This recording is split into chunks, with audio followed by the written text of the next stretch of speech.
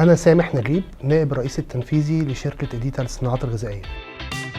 شركة إيديتا طبعا الشركة الرائدة في مصر في قطاع الأغذية الخفيفة. بننتج من خلال 8 مصانع، بنوزع في مصر من خلال شبكة في كل محافظات مصر، بنصدر لحوالي 15 بلد، بنوصل لهم منتجاتنا وعلى رأسها مولتو وهوهوز وتوينكيز. النجاح إن احنا نحط أهداف تنموية للشركة على المدى القصير والمدى البعيد، وإن احنا نعرف نحقق الأهداف دي. بيجي دور مهم قوي هو اختيار شركاء العمل اللي بيقدروا يوفروا حلول تسهل لنا المعاملات اليومية، وهنا بيجي دور فوري بيزنس. كان بيواجهنا مشكلتين. اول مشكله المندوب وهو في السوق ومعاه اموال بيعرضوا لاخطار زي اخطار السرقه، وبالتعامل مع فوري قدرنا نتفادى تداول النقديه، وبالتالي نوفر قدر اكبر من الامان لقوه البيع بتاعتنا. تاني مشكله قبل التعامل مع فوري كان الوقت المتاح للمندوب في نزول السوق. احنا قدرنا بالتعامل مع فوري ان احنا نخفض الوقت اللي المندوب بيقضيه في عد نقديه وتوريدها، وده سمح له ان هو يعمل زيارات اكتر للسوق. اكيد فوري ساعدنا جدا في تنظيم المعاملات الماليه